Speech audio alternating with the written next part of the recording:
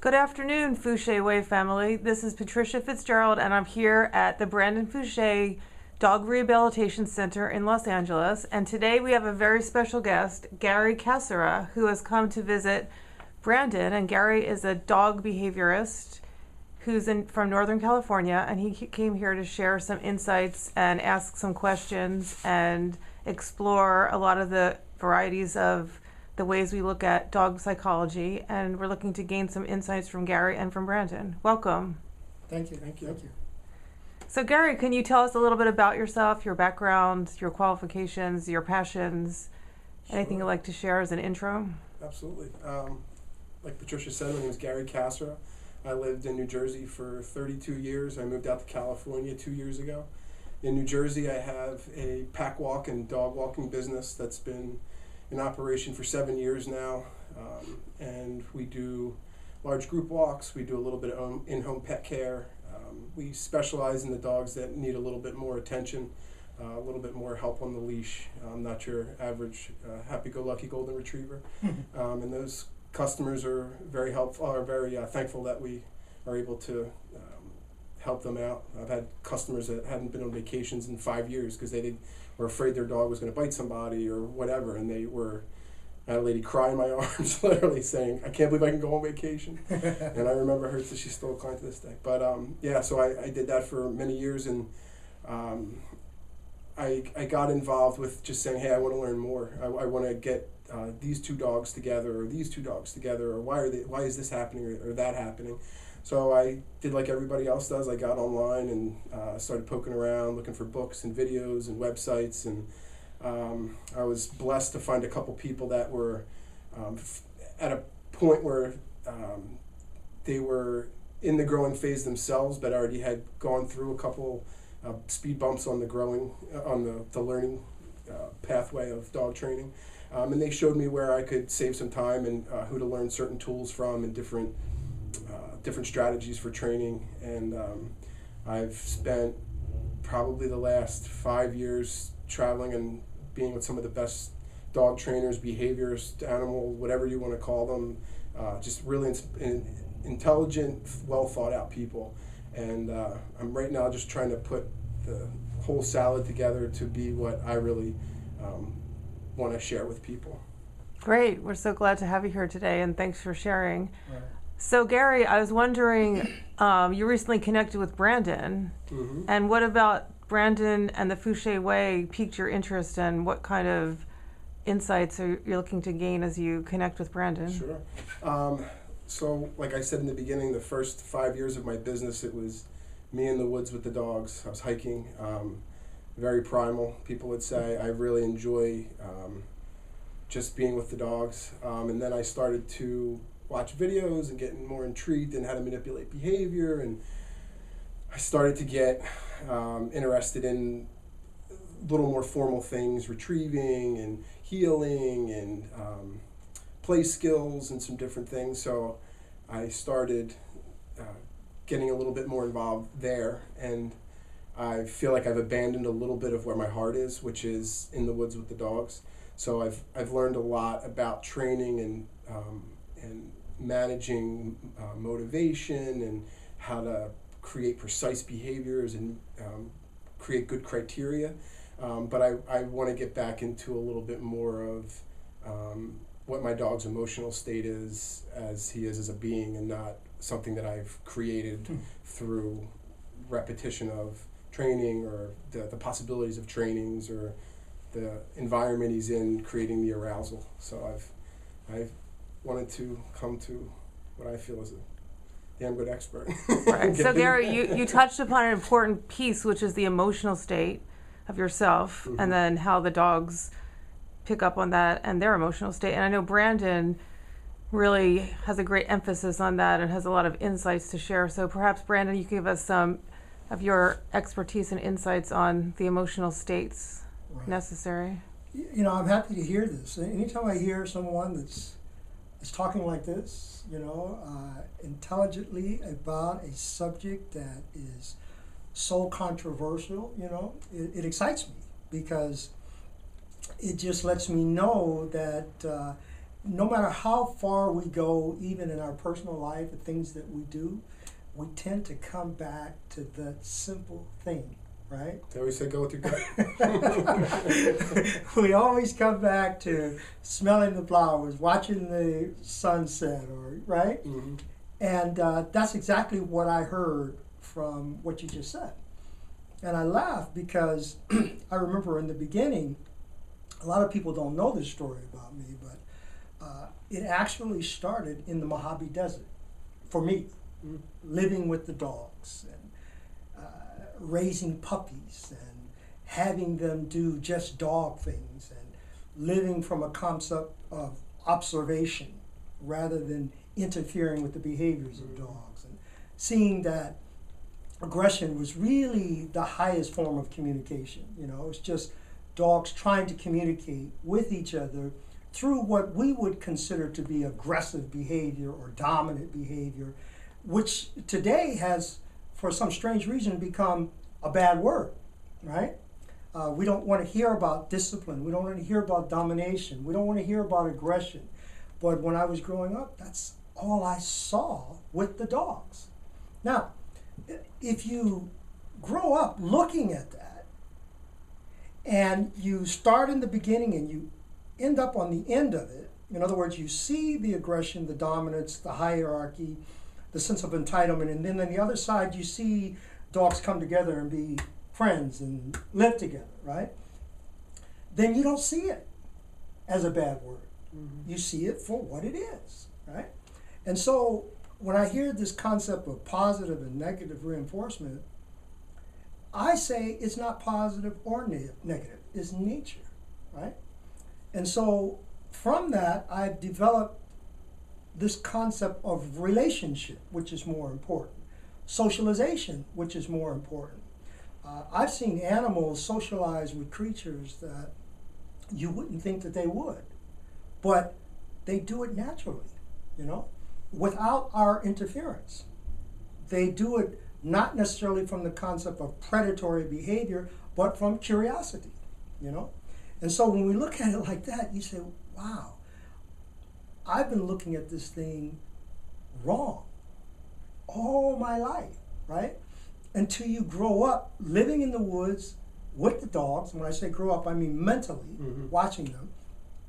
And you say, you know what? I think this is the key. So you had the same feelings that I have. And what happens is when you get away from that, you feel this yearning inside of you. And some people can realize what they need to do with it, and some can't. And yes, it is going back into the woods. Not necessarily physically, but mentally remembering the things that you saw, the things that took place that were really relevant, you know? And then you do away with all the things that you've been reading and seeing in terms of training and cognitive learning and all of that stuff. Those are just words that human beings put on those things, right? The key is the socialization.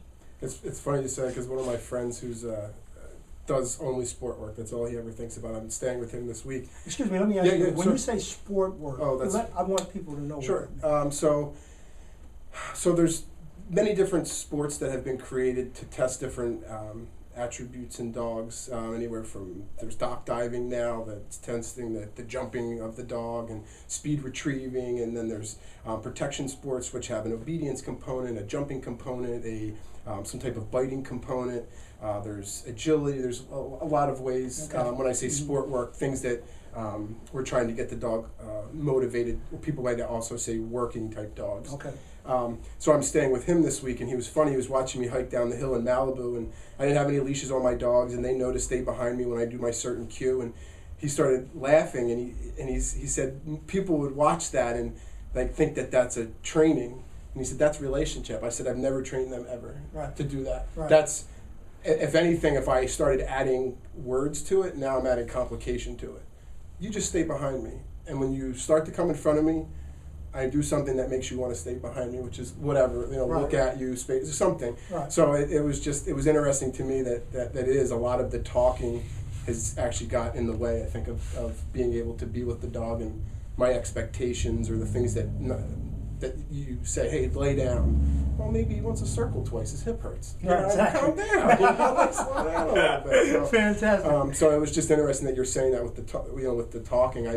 I try to tell my clients, like, hey, maybe, if you're going to work on downs, maybe say it twice today. Maybe try to communicate other ways besides the way you do. Right. Does he understand body language if you wave your hand or if you Right. pat him this way, or Right. do you have other ways that you can talk to this being that doesn't speak the same language? Absolutely. Whatever. So.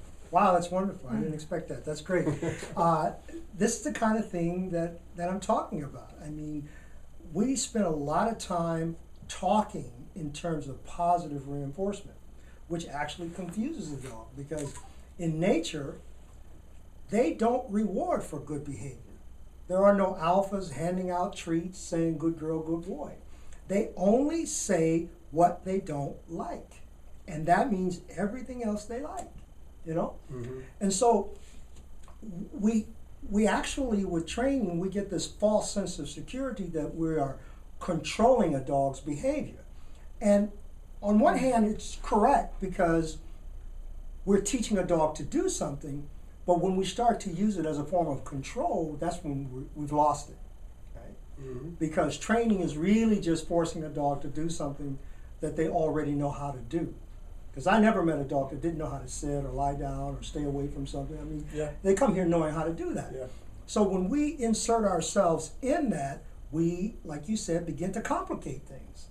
Yeah. Now the dog is focusing on an emotional thing that it's doing. It's emotionally connected to something, but then we enter in this verbalization, which contradicts what the dog is thinking, and the dog becomes confused. It happens all the time. Mm-hmm. And so we do talk too much to our dogs. In fact, I saw a program, it was on the news this morning, and they were talking about dogs being able to understand words. They can actually understand words. They do communicate with us that way, and that they did this study where they would speak words to dogs and then they would talk gibberish, just gibberish. And they realized that the gibberish dogs could ignore, but the specific words they could understand and know what it is that we wanted them to do. Mm-hmm. And I thought that was interesting. And I've seen a lot of dogs who understand a lot of different words, but at the same time have a lot of behavioral problems. Because even though they understand the words, the actions that come about from understanding those words create neurotic behaviors. Absolutely. So the key is, what are we saying to our dogs? We may be speaking to them and they can understand words, but what are we actually saying? And the mindset we're creating too. That's what I'm always going back to, is I couldn't imagine living in the stress of that. And that's where I'm kind of an outcast with not that I'm an outcast, because I'm really just a small peon in the whole pie, but it's the people that I hang around with, they think I'm different because I care more. If I take my dog out and she's acting like an idiot, I'm not taking her out to train anyway, because this is training. She's going away, and we're gonna work on that. It's not about healing today. It's about when you come out, you're just coming out of the car. Like the spinning and pacing and looking for everything and what's going to be my trigger so I can get adrenalized. No. I'll tell you when you can get adrenalized. Just relax.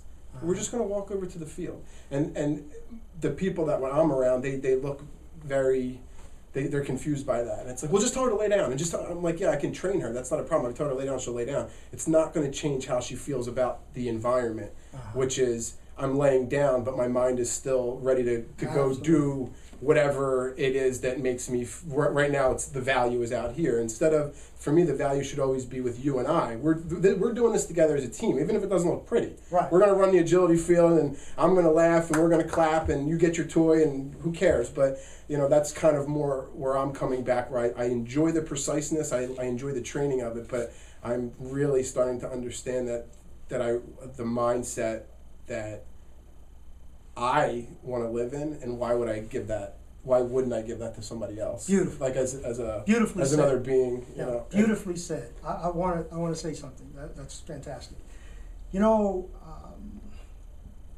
There is a saying that dogs are simple-minded creatures, but they're able to perform complex tasks. That's a perfect example of that. Now, here's the thing. When we take this journey, And we start here and we end here. And then we find that something's missing. We look at ourselves. A lot of times, things we do with our dogs, the journey that we take with our dogs, is a journey that we are actually taking within ourselves too, right? Mhm. So the things that we do with our dogs are either things that someone else has told us to do, society, or emotionally, these are the things that we feel. So, for example, if you are a person that's energetic, hyper, loud, an extrovert type person, then we will bring that out in our dogs, right? The problem with that is we really, ultimately, what we want is a nice, calm dog. We want a dog to socialize with things in a nice, calm way. Ultimately, that's what we all want. When we look down that rabbit hole, and the light at the end of that tunnel is a calm dog. But we have spent so much energy focusing on what we feel inside ourselves that the dog now becomes confused with what he really should be doing. So, if you do work that revolves around agility, physical exercise that require excitement, right, in our dogs that pumps them up, then they see life that way. They come out of the car seeing it that way. Mhm. And ultimately what we really want is to, like you said, just come out of the car and be calm. Mhm. But how can the dog be that when you have imprinted Yep. that behavior on them? Yep. You see what I'm saying? No, absolutely, and that's where, like, I'll go to training and they'll see me walking my dog, and they're like, "Why are you walking her?" And it's like because she's a dog, and that's what dogs do. They go out and they migrate. Mhm. They go walk. Mhm. They don't just run down the field and bite things, or they don't just run around in an agility field. Like, there's things that she needs. To me, this is an activity we do together, Uh-huh. and this is an activity I do for you. And then when I want you to lay on the couch, that's what you do for me. To me, that's the magic. I give to you, we do this together, I take my piece. Right. And that's, and, Right. and just to step back even more to what you were saying about it kind of reminded me with the positive reinforcement I've seen a lot of, like what you were saying, when you think something's not working, we look inside. And that's one of the things I think is most dishonest about the positive reinforcement community, Mhm. is that some of the biggest proponents either haven't trained their dogs in that way, Mhm. or are telling people to do it and doing things that they're not telling them to do. And that causes a huge problem, I think, with people, because then they start to say, well, why am I not getting those results? Mhm. Why is she or why is he able to do this formula that they're selling to me?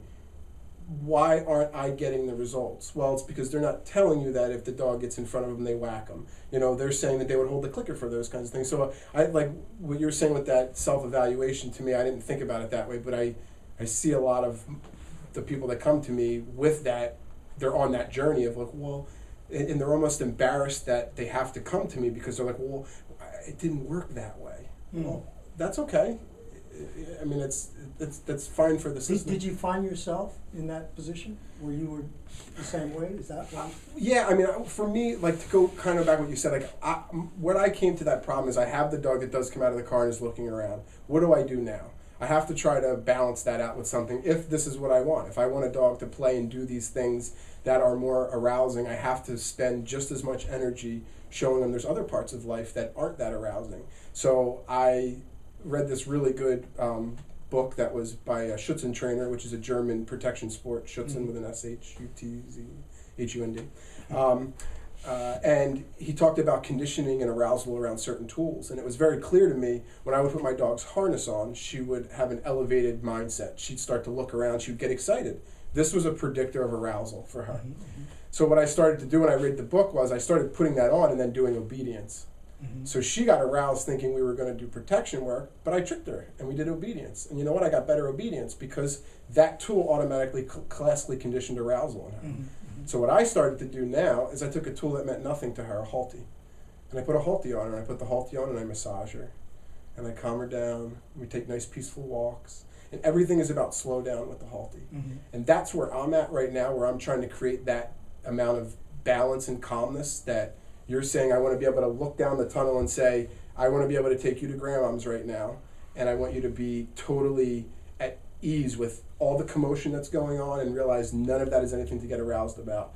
And also being able to say, great job, let's go out and play some Frisbee. And I'm very good at one side, and now I'm trying to work on the other side and say, you know, how can I, and I'm asking the question, is it possible to have both? Okay. And that's kind of where I am in that journey of it. That's a very good question. It's like the dog. It's simple, but it's complicated, right? So here's the thing. I always like to relate my relationship to the dog with a relationship to people relationship. And what I have found is that we're all trying to do something, right? If I were to ask you, what are you trying to do with your dog? What's the ultimate goal here? To do training or schützen work or whatever you're doing, what is the ultimate goal there? And usually what we find is something very minuscule, very insignificant to what we really want inside. And I talked once about not doing, but being a certain way. You know, we always want to do, but ultimately we should be a certain way, right? And so that's the personality of the dog, is pure in the beginning. It just wants to be what it is. Then we step in and start telling it what to do, right? So when we weigh the significance of doing something and being something, the being actually outweighs the doing. So what you really want is, you don't necessarily want to do obedience, because what is obedience work? It's training. What is training? Forcing a dog to do something they already know how to do. So what good is it? The key is the socialization. Can you socialize your dog with rabbits, birds, horses, other dogs, other animals? Then if you can socialize them to be with those kinds of things, they will naturally calm down, because the environment, the energy level of the environment is not being raised by you or the stimulant, right? So if we want a nice, calm dog, then that's the kind of things that we need to be doing with them. I have said many times that exercise is very overrated. Yeah, you told me that on the phone, actually, when I spoke with you the one day. Right. Yep. And the reason I say that is because exercise is related to the hunt. Okay? If we go to the Serengeti jungle, you will never see animals running around that jungle unless they're chasing food. The excitement is related to the hunt, which is related to the kill, which is satisfying the stomach. So a full circle. Yeah. Okay? The period at the end of it. Now, when trainers or American sportsmen were working with dogs, they were using props. Let's say we want the Labrador Retriever to jump into the lake and bring out the bird. Well, at first they start with a piece of wood, and then it gets softer and softer and softer, and then the fake bird, then the real bird, then the dog says, I know my purpose in life. It's to jump in there, bring that bird back. That's a working dog, okay? We don't have working dogs today. We don't have dogs that we need to help us hunt. We have pets. But the problem is that we're still been doing and using the props that were used to produce a working dog with our pets.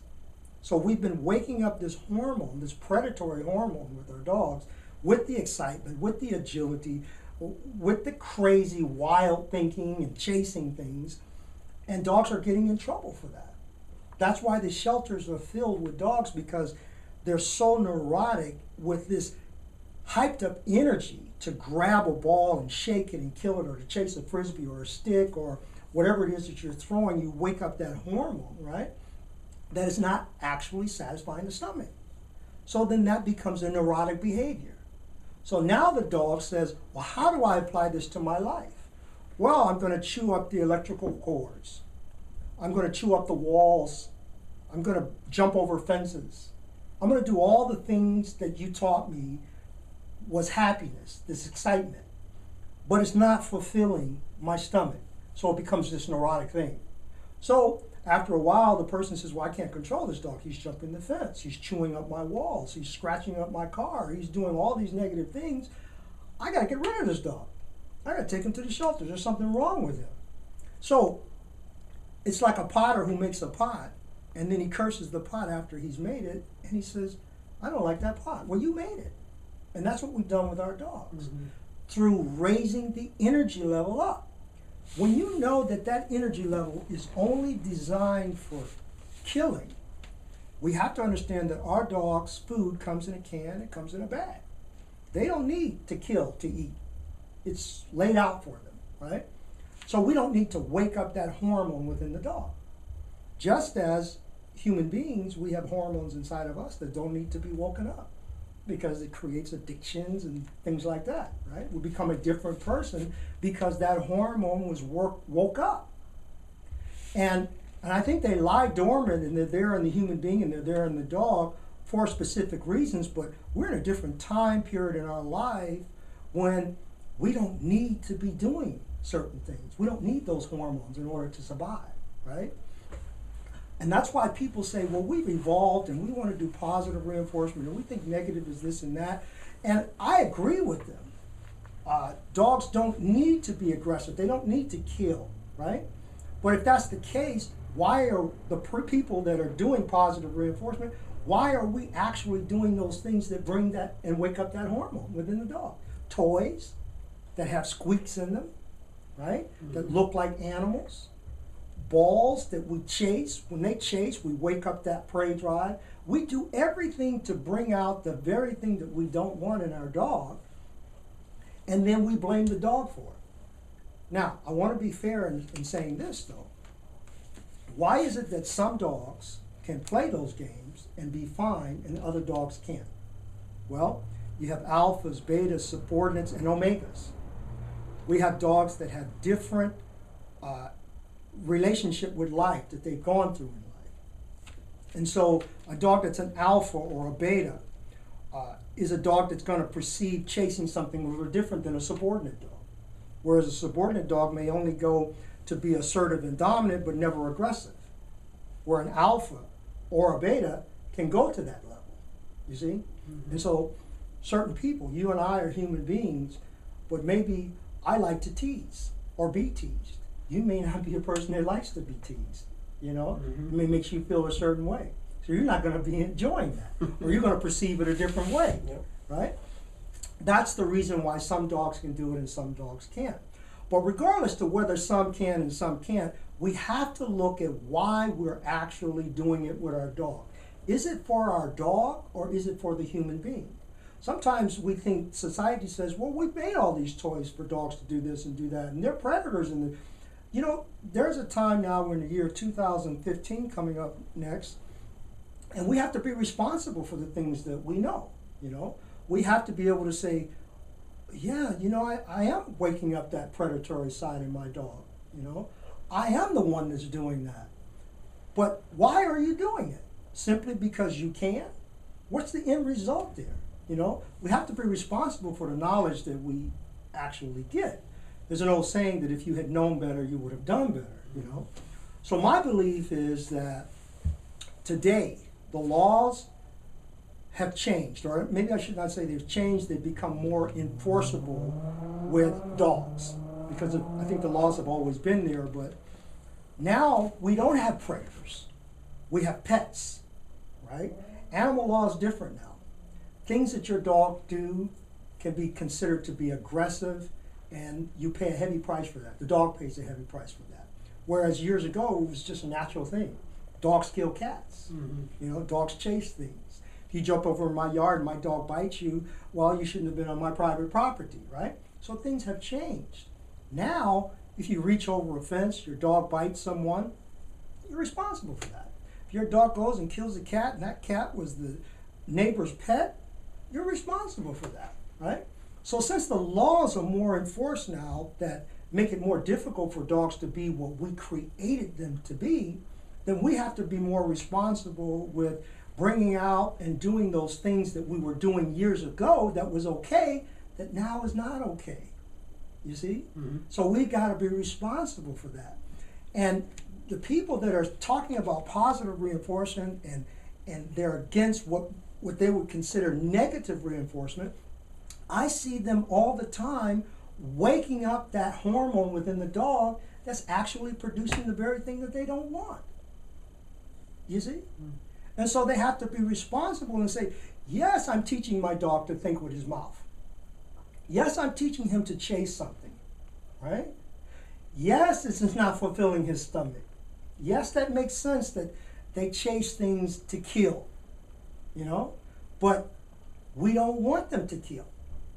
We don't want them to kill. Mm-hmm. So we can't ignore that animals in the wild do aggressive things to survive.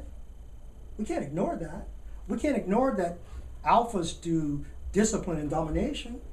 Not just alphas, but all pack members do it to the one below them. Mm-hmm. It's the law. And if we're very honest and we're not looking through our egos, we will say that, you know what? We do the same thing. Human beings do the same thing. And we expect more from our dogs than we do from ourselves. I've met people that dislike someone and they won't give it up. No legitimate reason other than that they damage my ego of some sort. But I'm not going to give it up. I don't like that person. They'll tell everybody not to like that person. But then they have a dog and they say, why are you like this? I don't want you to be this way. Right? Not knowing that animals are able to emotionally read our hormonal state. So if you've got a negative energy, they feel that also. They may not know exactly what to do with it, but if they're with you long enough that you can imprint on them, then they will use it in a way that's really close to the way humans are. And I've seen dogs that are spoiled, jealous, don't know how to share, they're only tolerators, they refuse to play, right? And then when we see the owners and we talk to the owners, we see that they're the same way. It's the same thing. And now, the reason I'm saying that is because I see a lot of people every different days. I talk to people on the phone everywhere. In order for me to help dogs, I have to be able to see people, read people, right? And actually what I'm reading is, I'm reading how the dog is relating to the owner and how the dog relates to me. And what I find is that people imprint on their dogs the very thing that they don't want the dog to do, but it's the thing that they're trying to correct within themselves. That's where I see behaviors. So if you're having problems with your dog and you can't solve those problems, that's because there's a problem inside of you that you're not understanding. You can't control that problem, you see? But those who can take their ego away, actually you can't take it away, but to know that you have it is awareness. enough to control it, right? We can say, you know what? I got this problem, you know? Mm-hmm. And I'm responsible for imprinting that on my dog. And you have to change. You have to have that paradigm shift. Every person that I have ever worked with that has not been able to get over a problem with their dog is something that they can't get over within themselves. Mm-hmm. You know? I see it all the time. Mm-hmm. But because I'm not a psychiatrist, I'm not a therapist that's dealing with people, I don't feel responsible enough to really get into that because that's not what I do. But I just make people aware that that's what's happening. And then they can go back and go home and think about, yeah, you know, I am an asshole. Or I do think like this. And Mm-hmm. you know what I'm saying? Yep. Oh, yeah. And that's what I do. I mean, that's how I've been able to be successful with dogs because I look at myself for what it is. I see dogs. There's no pretense there. They are what they are. People, there's pretense. I can say, hey man, how you feel today? You'll say, I feel great. But you just came in the door maybe and told someone, I feel terrible. Right? Yep. You know? And when you're alone with your dog and you project that energy, that emotion to them, who you really are, some people talk to themselves. They say negative things all the time, that negative energy. And that dog is sitting there reading the body language, that energy, right? And then the dog says, "You're my leader. This is what you want me to do?" Right? Even kids do that. You'll see kids saying things that parents have said and acting the way parents act. Dogs do the same thing. If you had a good friend and you walked in the door and that person says, "Well, hey, how's everything going? Everything's good?" And you say, "Yes, it's good." Then they can look at you, if they really know you, and they'll say, "No, man, what's wrong?" Right? And you say, "Well, this and that happened." Well, dogs see that all the time. All the time. They look at you, they see it. I had a mentor tell me it's the story reality. The story is what you tell yourself to keep yourself going every day, and the reality is what the dog's telling you. You can say all you want. I already knew 10 minutes ago what was going on, but keep talking, you know? Yeah, sure. Because that's what they need in that moment or whatever. But, Fantastic. yeah. So to get back to your original question, can you have it both? You know, it would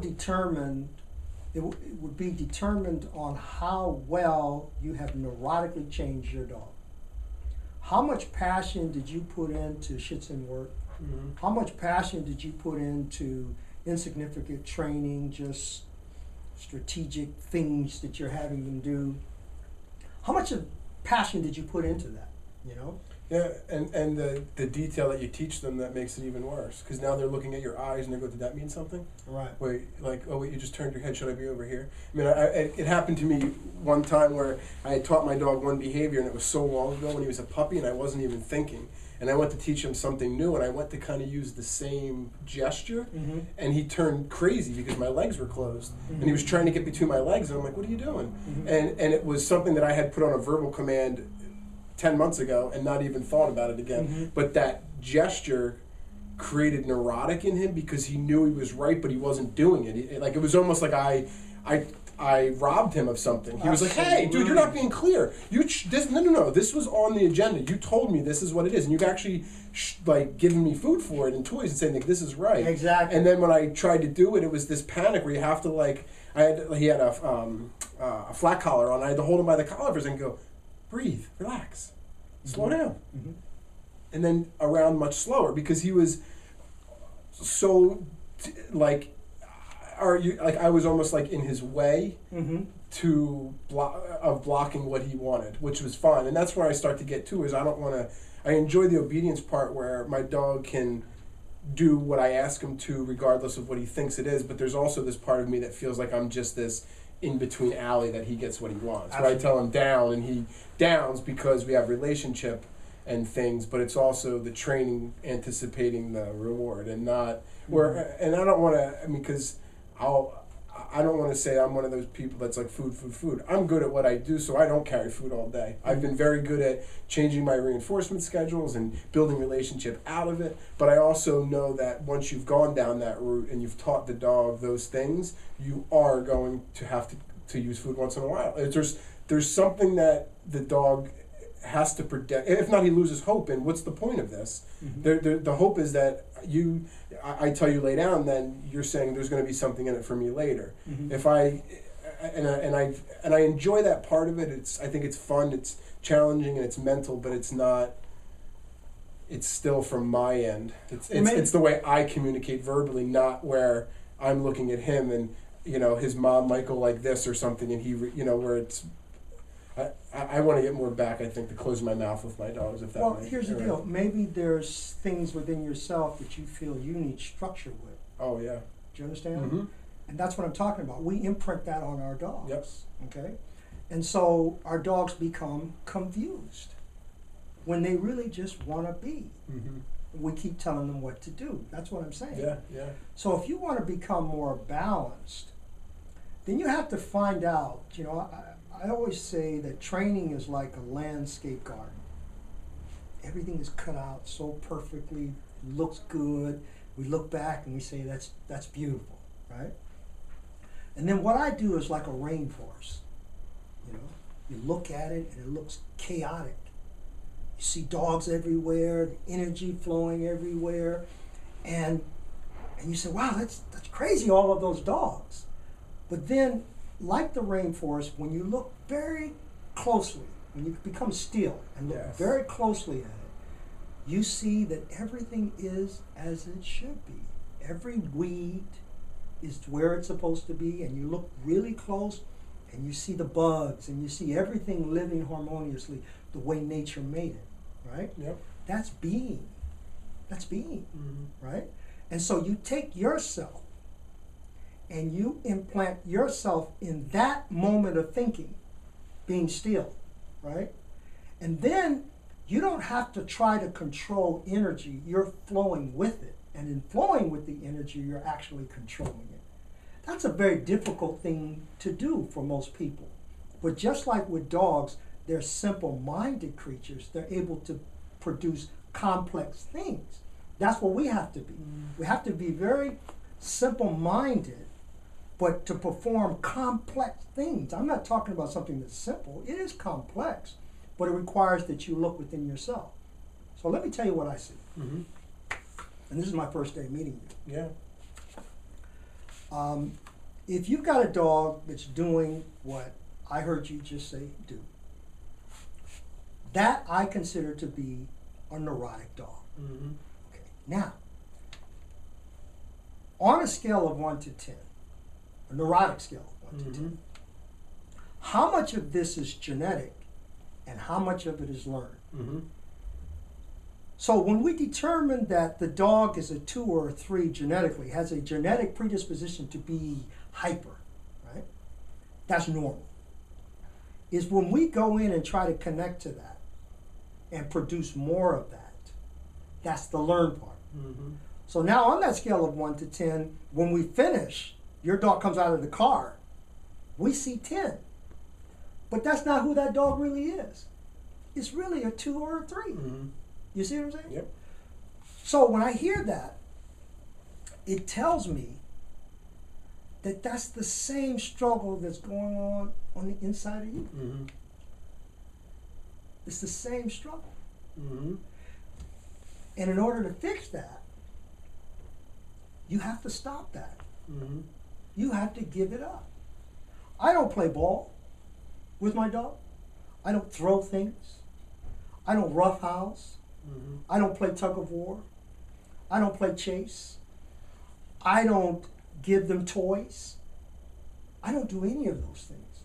But what I do with my dogs is I socialize them with everything that is in my world, that I do every day, that I frequently do, whatever it is, if it's horses or rabbits or cats or whatever that may be, that's the energy that I project to them, that this is what we're going to be doing, but not through energy.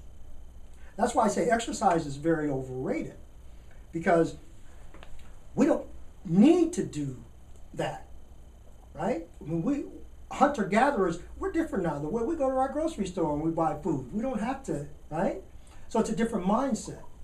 So if you feel the need to create excitement and energy in a dog that on a scale of 1 to 10 has a genetic predisposition to be something, and you connect to that, then you're creating more of that. Mm-hmm. So you got to let that go. And that's where I think what I was saying to you is I realized that the person, like sitting here with with you saying this is really kind of funny. So the first person that I had mentioned in the beginning that had kind of got me on this path told me about my energy level and directed me in that way, as saying like, hey, you have a lot of energy. This might be something fun for you, because go into some obedience and that kind of stuff. And now what I'm actually stepping back and from a lot of self-evaluation and changing, moving across the country and being around different energy of people, I, like you said, coming back now going, even though that's who I am, it's not who I want to be. I want to be somebody that is a little more calmer and focused and more aware of the people in my environment, and not so much about what's going on with me, but what's happening there. What can I do there? That's so important what you just said. And I never thought about it that way, but I mean, she didn't do it on purpose, but she kind of stuck me in that way because it was somebody I respected in the dog world, saying like, hey, maybe this is, you love dogs, and being calm with dogs isn't maybe your strength. Instead of saying maybe go work on that if that's something you're passionate about, she kind of told me to harness that energy into that, and it took me on a journey of a couple of years. I learned a lot of things, but I'm back on the original path. Think about that. It's so profound. Isn't that what we do with our dogs? Oh yeah. We see that energy And in then them. we got to burn it off. Exactly. And then now you're creating a aroused mindset all the time. You're feeding it. Yeah, yeah. You see? And that's the concept in bite work. Mm-hmm. Okay? The concept is that if we do this, we're going to reduce the drive. How neurotic is that? Yeah, well, I actually think part of what you were saying too is you were saying like what kind of people get those, and I see everything from, people who want like the SEAL Team 6 thing happens, right? Mm-hmm. And somebody goes, "That's going to be a great dog for me. I need to get a Malinois." Right. Right, and now they get a Malinois, and it's nippy on their palms, and they're doing all these things, and it's biting their kids' legs. And instead of meeting somebody that's saying like, "Hey, let's teach them to do something else," they're saying, "Oh no, we need to channel that into bite work." Right. Which is what kind of what you're saying, and that's where I've been stepping back, saying, "Well, no.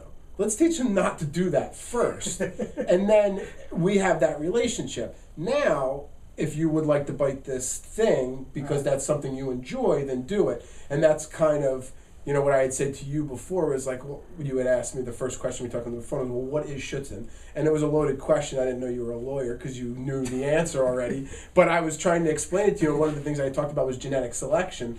And you were probably laughing on the phone knowing that, yeah, they've been selected for that, but it doesn't mean that's what they have to be. Absolutely. I mean, one of my family members had a problem with alcohol. It doesn't mean that I have to be that way. Exactly.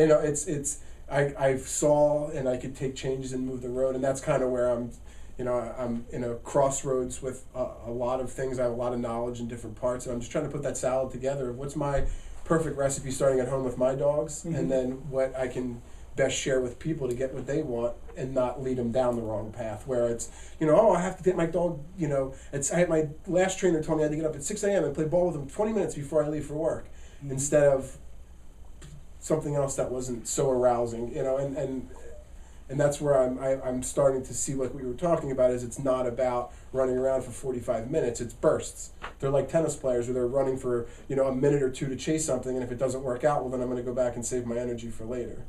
Yeah, in fact, they don't even really do that. I mean, I've been doing this for so long. Yeah. I've been doing this for so long that that's not what I see in dogs. Okay. What they do is they adapt to the situation. Okay?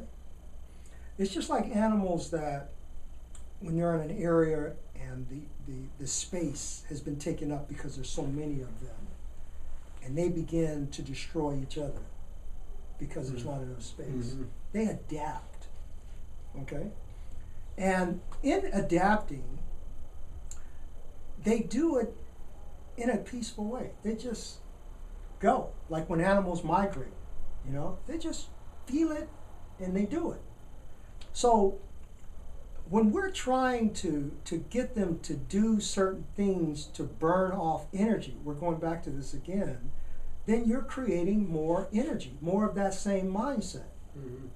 So I believe that is incorrect, what we're doing with our dogs. In fact, there are more dogs that are being destroyed today because of energy than any other time.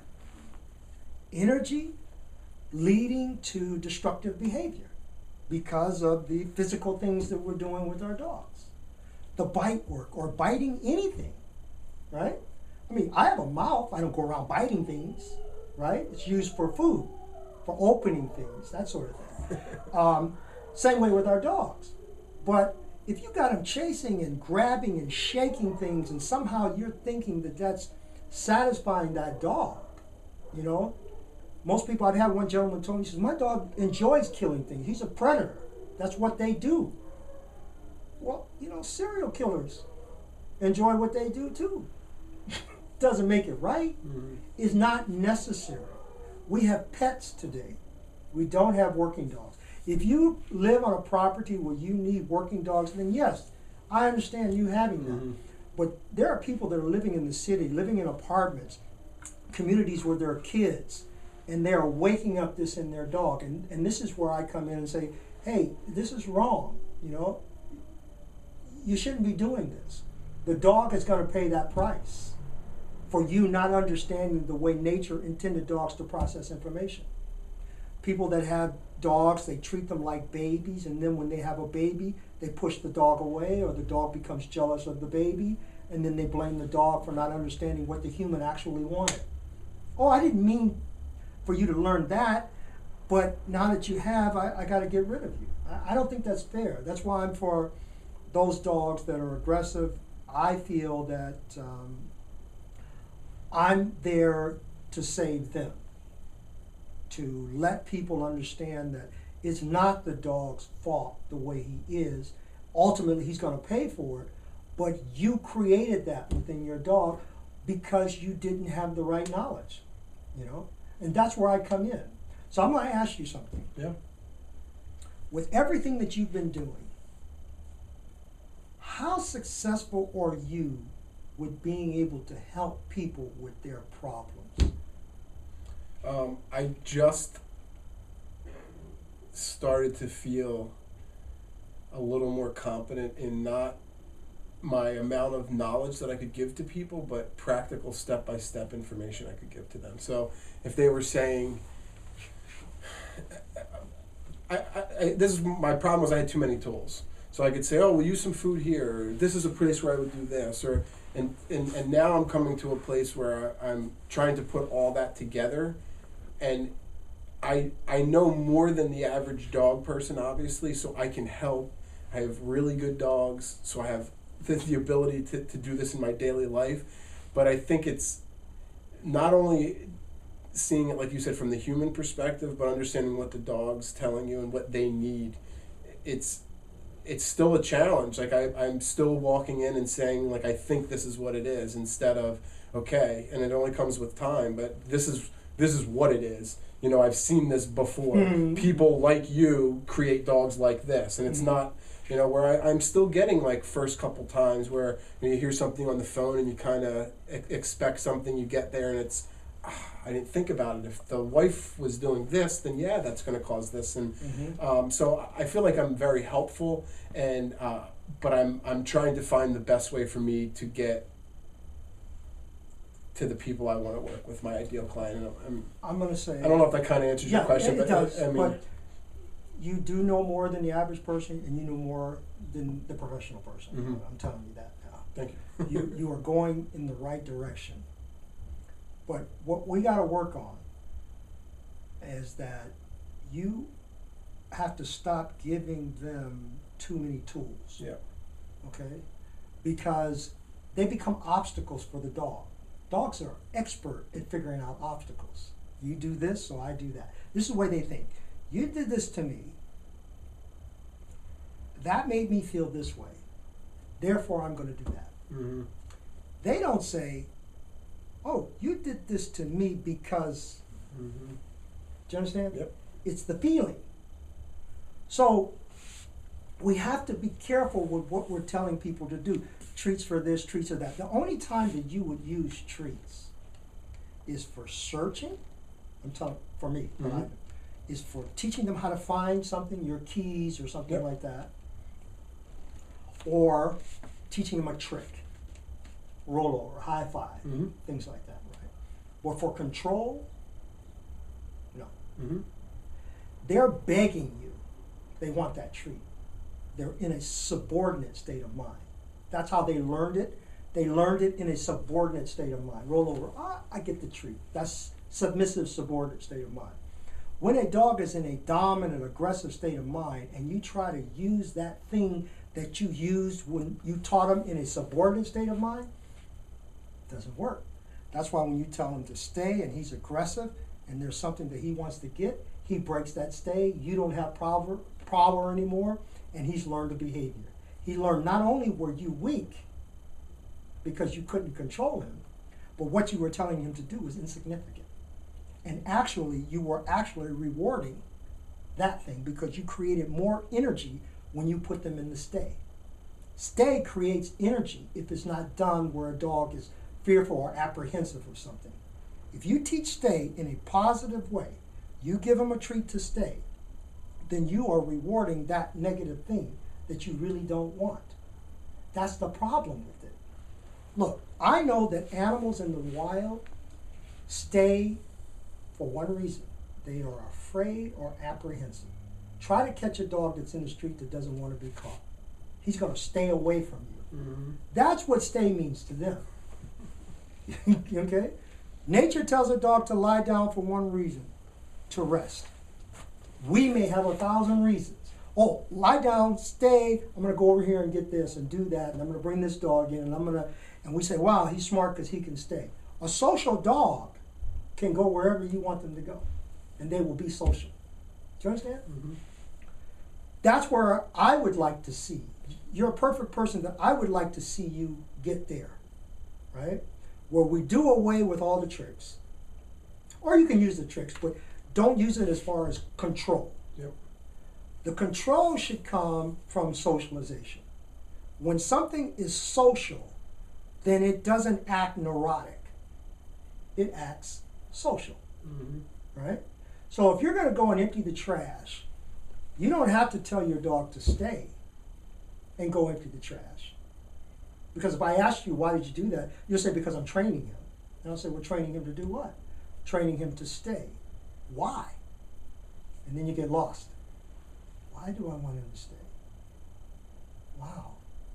No reason. The reason I told him to stay is because if we go to the trash can, he may run out in the street. He may go after the dog or the cat or the person.